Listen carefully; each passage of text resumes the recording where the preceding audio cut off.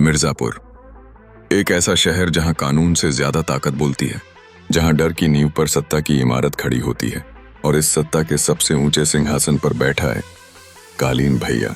कहानी की शुरुआत होती है एक शादी से। बंदूकें चलती हैं और इसी में पहली बार हम देखते हैं मुन्ना त्रिपाठी को, कालीन भैया का बेटा।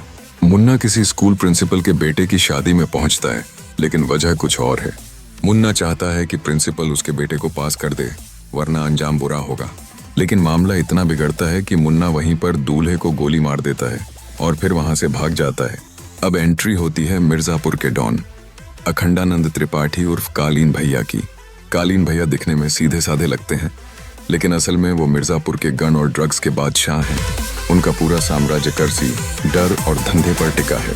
गुड्डू और बबलू पंडित की कहानी शुरू। अब कहानी में आते हैं दो भाई, गुड्डू और बबलू पंडित।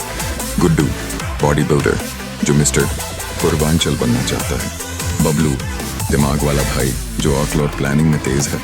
ये दोनों मिडिल क्लास फैमिली से हैं। इनके पापा रामकांत पंडित एक ईमानदार वकील हैं जो सिर्फ सच का साथ देते हैं।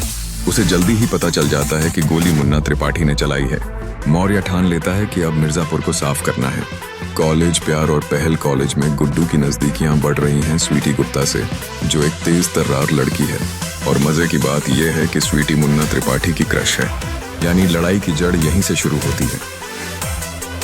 मुन्ना को मिलती है डांट। मुन्ना के इस हरकत की वजह से कालीन भैया बहुत नाराज हो जाते हैं। वो कहते हैं धंधे में नुकसान नहीं होना चाहिए, तूने धंधा बिगाड़ दिया। यहाँ से मुन्ना को यह एहसास होता है कि उसका बाप उसे सिर्फ नाम का उत्तराधिकारी मानता है। असली ताकत अब भी कालीन भैया के पास है। गुड्डू और बबलू की एंट्री कालीन भैया की दुनिया में। बबलू और गुड्डू की किस्मत करवट लेती है जब ये दोनों एक छोटा मोटा काम करके कालीन भैया के आदमी को बचा लेते हैं। कालीन भैया की नजर पड़ती है इन दोनों भाइयों पर और वो सोचते हैं कि इन्हें अपने धंधे में शामिल किया जाए। यानी अब ये दोनों भी मिर्जापुर की गंदी राजनीति और क्राइम की दुनिया में कदम रखने वाले हैं। ये सिर्फ शुरुआत है। मिर्जापुर की गद्दी खाली नहीं होती, और जब होती है तो खून बहता है।